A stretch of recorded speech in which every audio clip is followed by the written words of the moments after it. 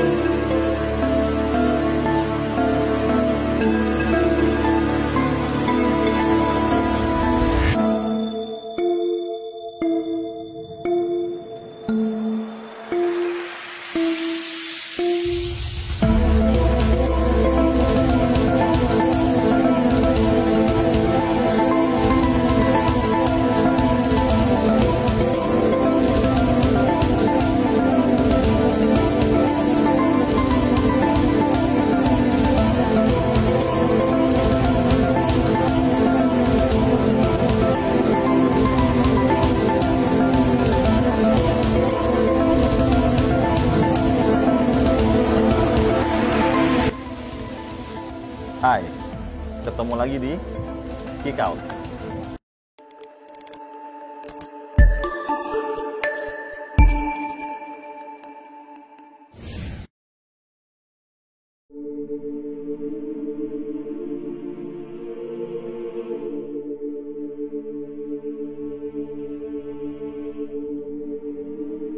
Kematian adalah bagian dari kehidupan itu sendiri.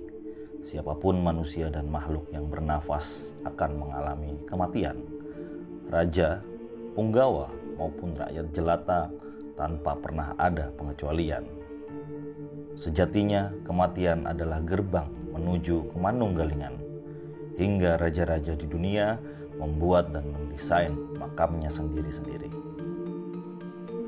Pajimatan Himogiri adalah contoh nyata bagaimana kebesaran raja-raja Jawa tak lekang dimakan oleh zaman.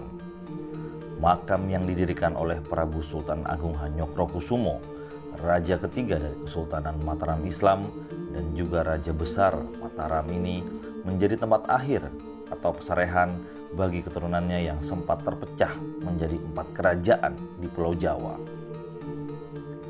Pemakaman raja-raja Mataram Jogja pada khususnya mempunyai tradisi tersendiri yang dimulai dari keraton dan melewati Pelengkung Gading atau Pelengkung Nirbaya. Pelengkung Gading yang juga disebut dengan Pelengkung Nirbaya ini masih bisa ditemui di selatan alun-alun kidul. Konon, bagi sultan yang masih hidup tidak boleh melewati Pelengkung Gading ini. Karena Pelengkung Gading ini menjadi satu-satunya pintu keluar raja yang wafat untuk selanjutnya dimakamkan di Imogiri, Bantul. Pelengkung Gading menggambarkan filosofi yang dalam bahwa seseorang yang mati nantinya akan dibawa ke pemakaman. Pelengkung atau juga yang bermakna gerbang membentuk Pelengkung Gading juga menggambarkan filosofi mengenai gerbang menuju ke alam setelah kehidupan.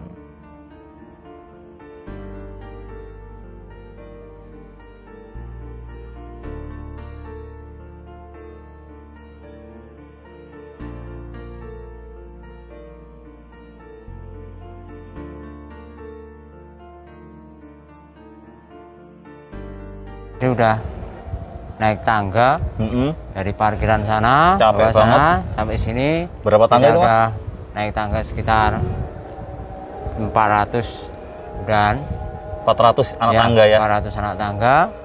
Kita kalau mau, ini kan ada di perempatan kita ini. Iya. Di perempatan. Kalau yang sebelah kanan ini untuk raja-raja Jogja. Ini mulai Sri Paduka Hamengkubuwono ke-1 atau Pangeran Mangkubumi sampai Sri Paduka Hamengkubuwono yang ke-9. Untuk yang sebelah kiri Ini untuk raja-raja dari Surakarta. Sini ya Mas? Ya, Pakubono. Ini Hamengkubuwono. Yang sini Hamengkubuwono, yang sini Pakubono. Dari Pakubono susunan Pakubono ketiga sampai Sri Paduka susunan Pakubono yang ke-12. Tapi kalau kita naik ke yang lurus ini adalah raja yang paling tertua. Ini adalah Raja Beliau Sultan Agung Prabu Hanyokrokusumo. Hanyokrokusumo. Beliau ini adalah Raja Mataram Islam yang ketiga.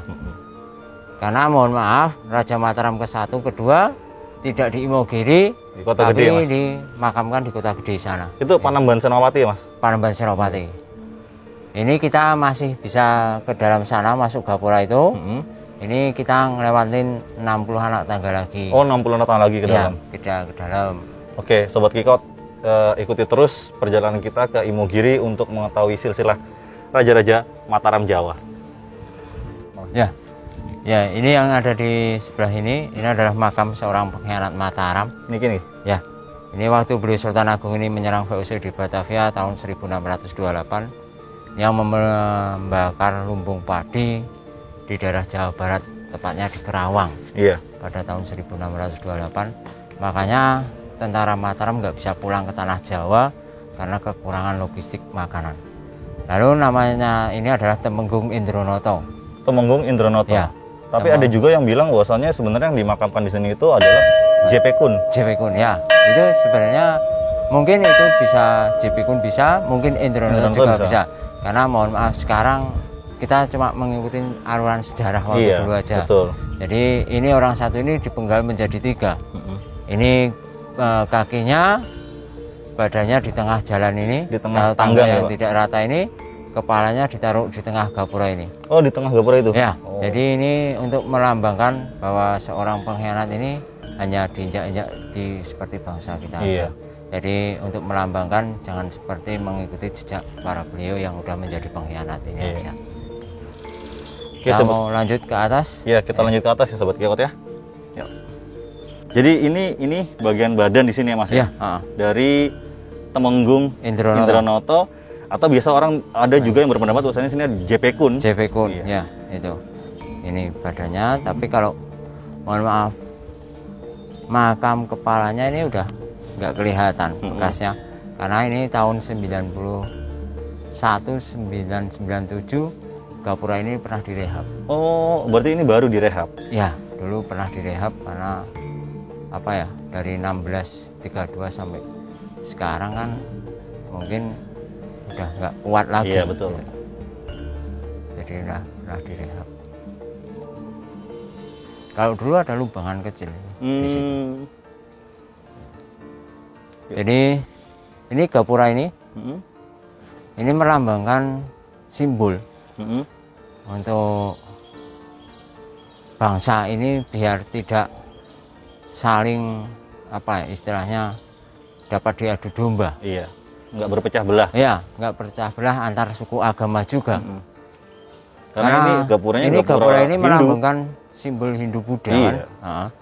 Nah untuk kaum Nasrani terdapat lonceng itu. Oh iya. Ya. Oke, yang barusan bunyi tadi ya. Ya.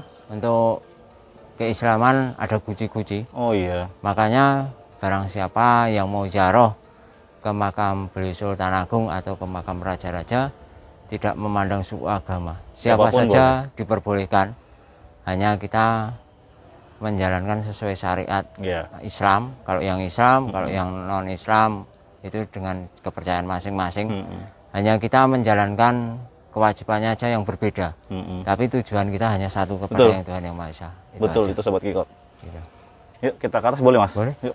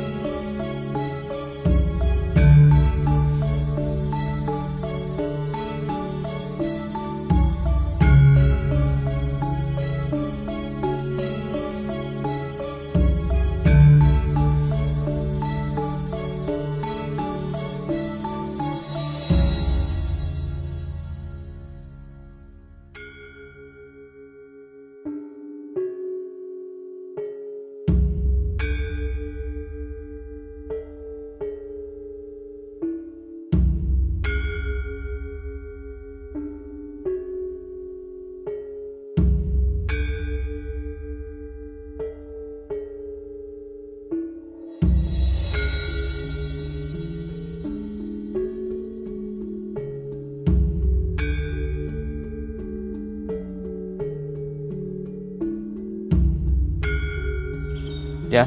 Jadi ini udah masuk di lokasi Sinapit Urang. Sinapit Urang. Sinapit Urang itu bahasa Jawa. Kalau bahasa Indonesianya adalah Sapit Udang. Oh, Sapit Udang. Ya, karena mohon maaf, kalau kita tadi di bawah sini membilangkan makam ini yang sebelah kanan ini untuk Raja Jogja. Tapi kalau udah dimasuk di Sinapit Urang ini udah lain.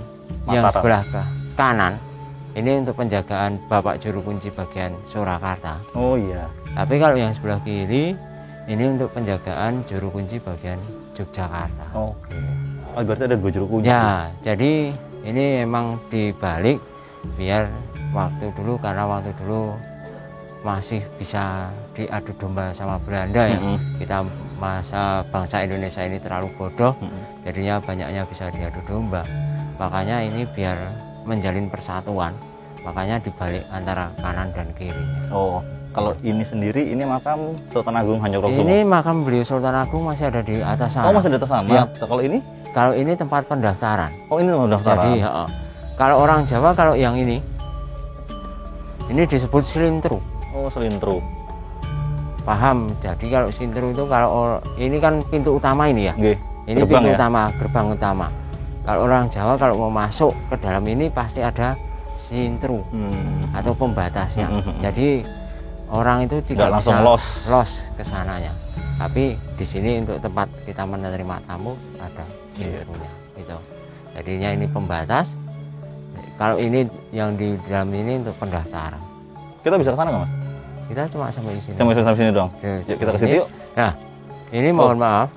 Tadi kita kalau naik tangga dari sana sampai sini, ini udah menghitung anak tangga kurang lebih dari masjid sampai sini ada 409. 409. Ya. Pantesan saya ngos-ngosan. 409 ini 4 ini adanya kitab suci yang ada di tanah Jawa. Oh iya.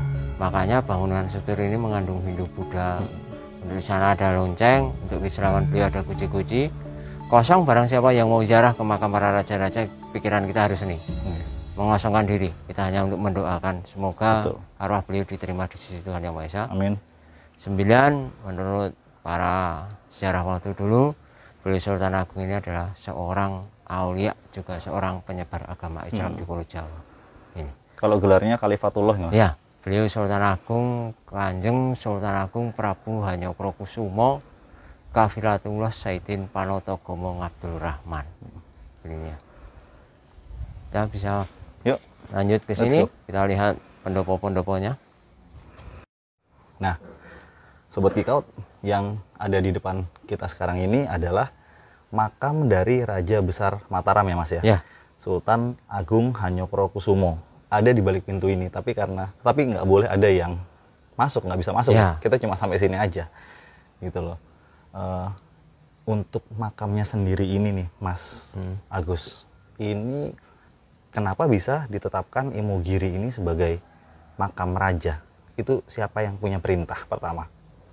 Jadi ini gini Mas, menurut sejarah waktu dulu ya, menurut cerita eyang-eyang atau leluhur zaman dulu, ini makam ini disebut bukannya Imogiri, tapi Himogiri. Himogiri. Iya, Himo adalah kabut, Giri adalah pegunungan.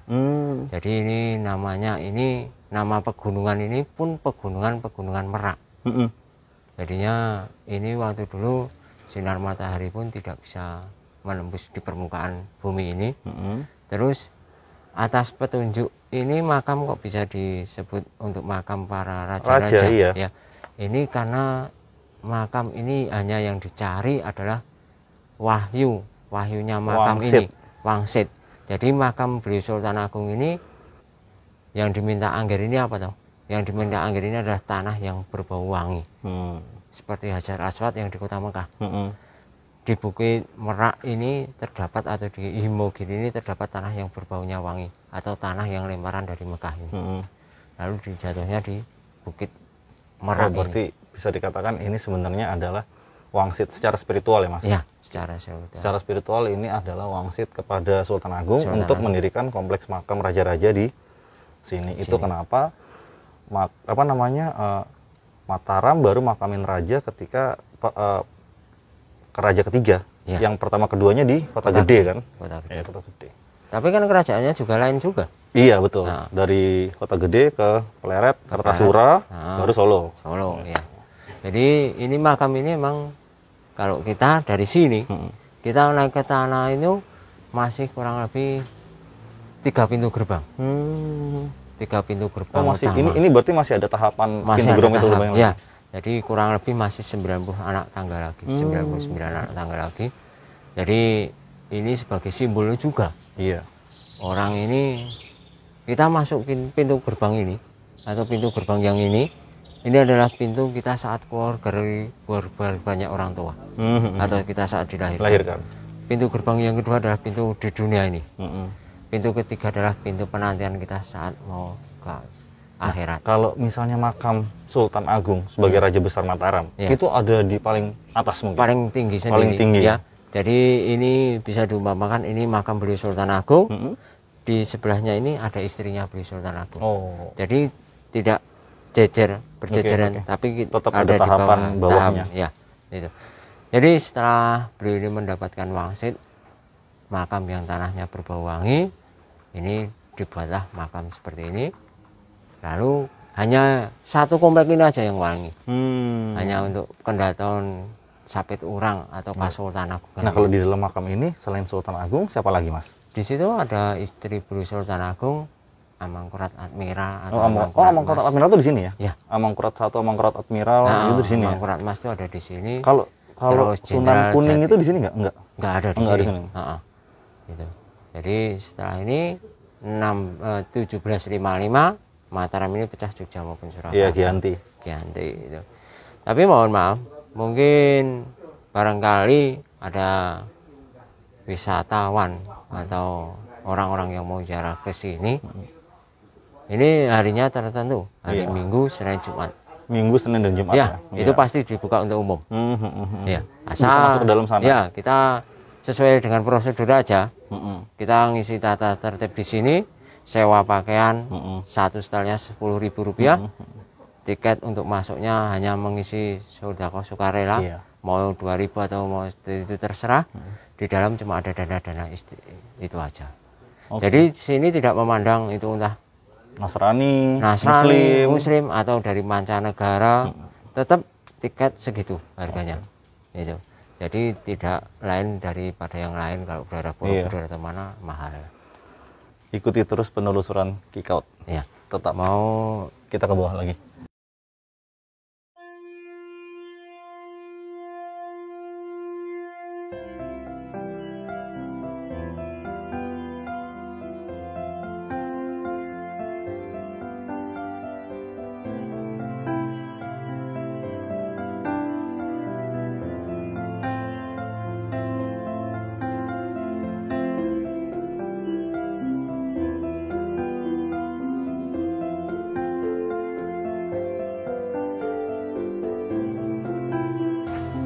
Ini yang sini ini untuk Keraton Yogyakarta. Ini ya. Oh, mulai Sri Paduka Hamengkubuwono ke-1. Ini Hamengkubuwono ke-1. Ya, Pangeran Mangkubumi. Iya, Mangkubumi. Ya, sama Sri Paduka Hamengkubuwono yang ketiga. Oh, ini jadi satu. Ya, ayah dari Pangeran Diponegoro, Siulungrojo itu ada di sini. Betul. Tapi kalau Hamengkubuwono kedua tidak di sini, tapi di Kota Gede juga. Oh iya. Ya, di sana. Monggo, Pak. Terus yang tengah ini, ini jadi kalau yang ini namanya keratonnya Keraton Kasuwargan. Oh.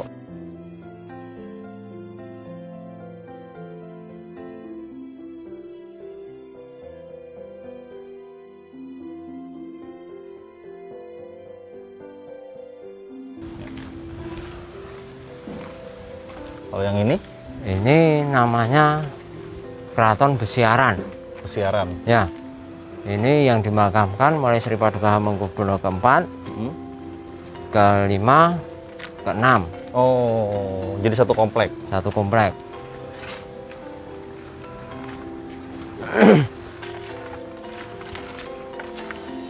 Tuh, kalau mau masuk ya masih tangga lagi. Pintu dua gerbang pintu besar seperti ini.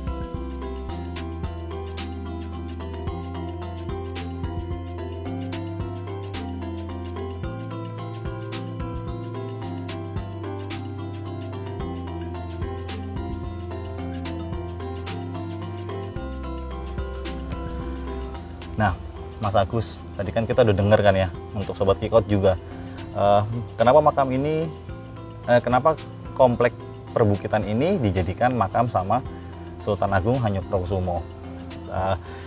Tapi apakah ada kewajiban, maksudnya, ataukah cuman adat istiadat kalau misalnya raja-raja itu dimakamkan di Imogiri? Jadi gini Pak, kalau yang sini, ini memang untuk keturunannya. Ini dari sesudahnya pecahnya Mataram dari 1755. Iya, Giyanti.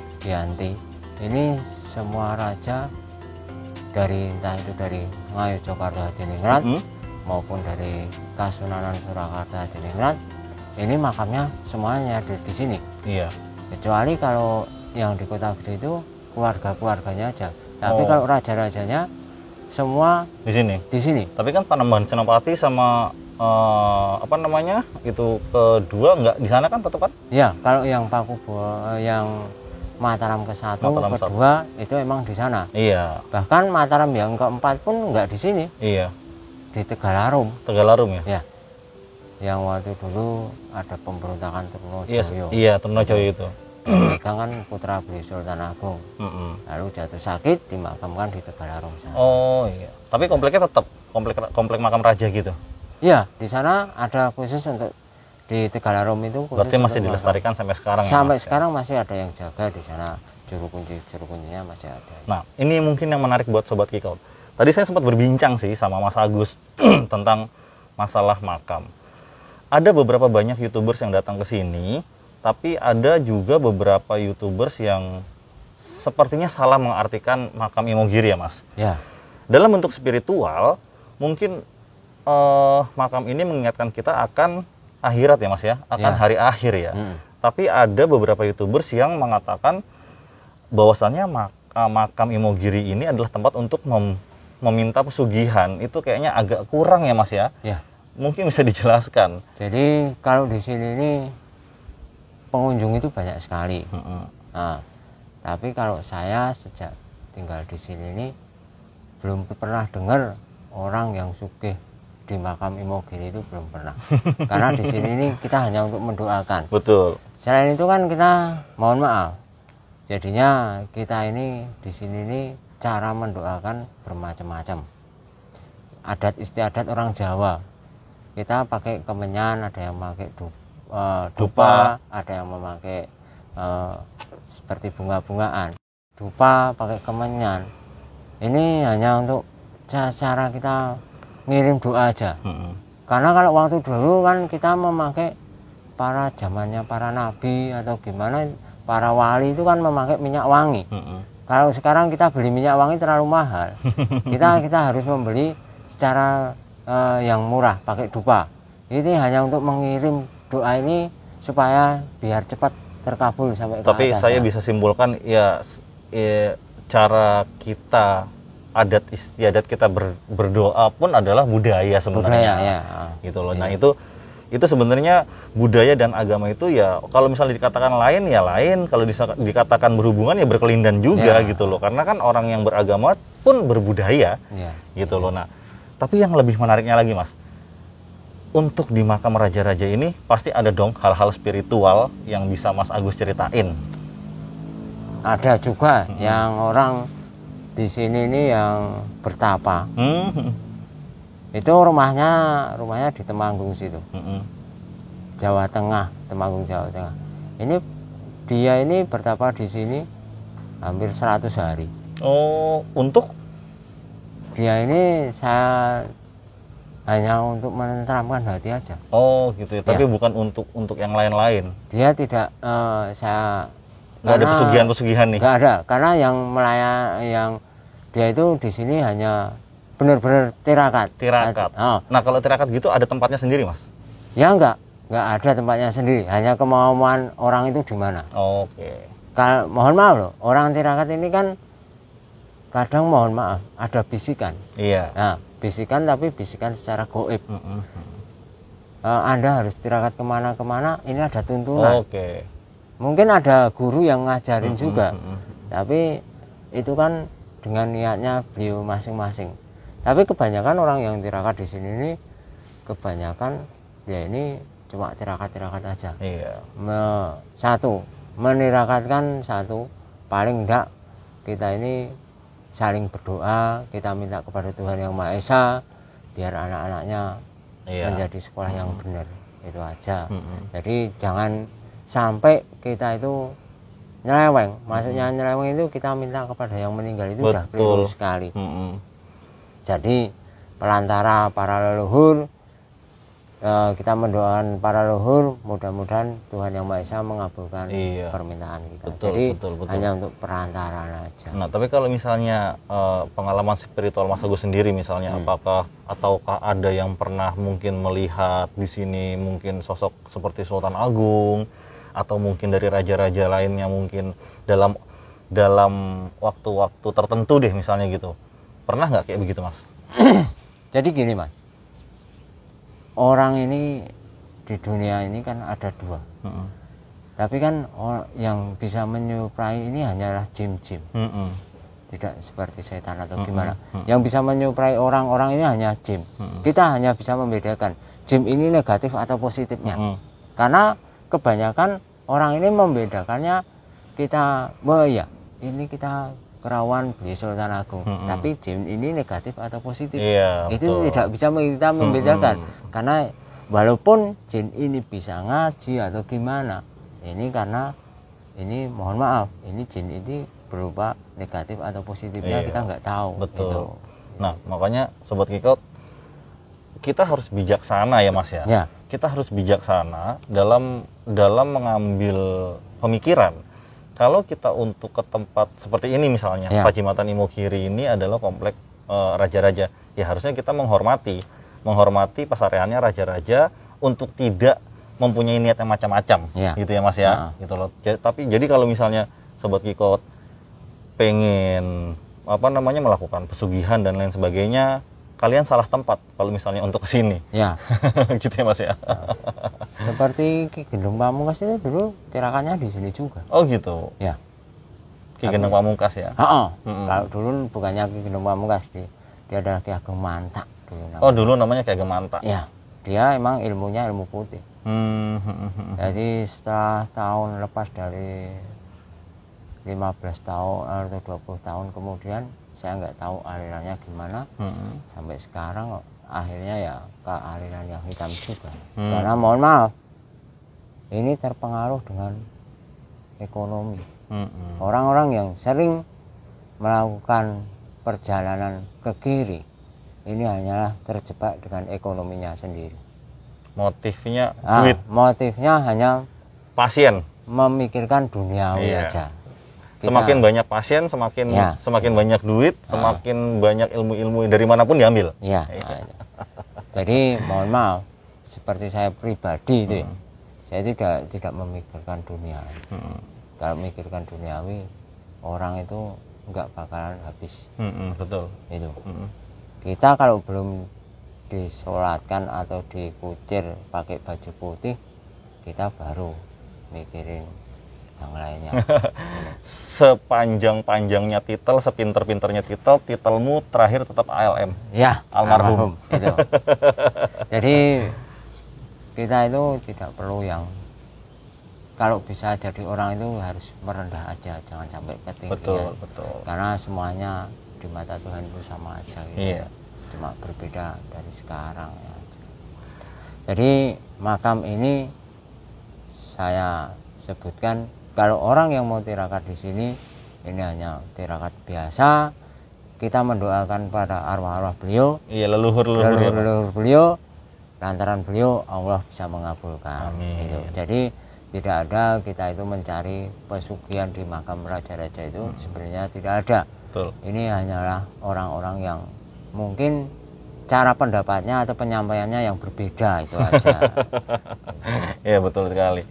Oke Sobat Kikot, kita sudah berjalan-jalan tadi dari kita naik tangga ya Mas ya. Capek loh, 400 anak tangga itu. 400 berapa Mas? Kalau dari masjid sampai Gapura tadi yang kita masuk sampai napet orang, ada 454 anak. Iya, 454 anak tangga. Ada hal yang menarik ketika tadi kita naik anak tangga, ada seorang pengkhianat yang dikubur di bawah anak tangga, ya kan? Itu masyarakat sini percaya bahwasanya itu adalah Tumenggung Indronoto. Tapi beberapa orang mengatakan bahwasanya itu adalah JP Kun yang waktu itu berhasil meninggal karena kolera. Waktu itu kan airnya diracun ya, dibendung dengan bangkai lalu menimbulkan kolera. Nah, terus juga kita tadi sudah ke makam Jogja. Sultan Agung, lalu juga makam Sultan-Sultan Jogja, mengingatkan kita akan kematian, mengingatkan kita juga akan kehidupan setelah kita mati nanti. Jadi paling itu ya Mas ya, yang jadi bisa kalau disampaikan. kita tadi cuma masuk situ, kita kan 3 pintu gerbang itu ada maknanya, masih ada 99 anak tangga. Betul. Manusia ini tidak ada yang sempurna. Betul. Gitu. Jadinya kalau kita hitung anak tangga emang berbeda-beda semua. Semua ada filosofinya Mas. Filosofinya ada semuanya. Dari tangga pertama sampai terakhir itu memang ada filosofinya. Jadi mungkin kalau kita persembahkan terlalu banyak, kita pun nggak bisa. Betul. Waktunya panjang sekali, sedangkan waktunya terbatas. Oke, Sobat Kikout, terima kasih sudah mengikuti perjalanan kita. Sampai ketemu lagi di episode Kikout selanjutnya. Salam Kikout.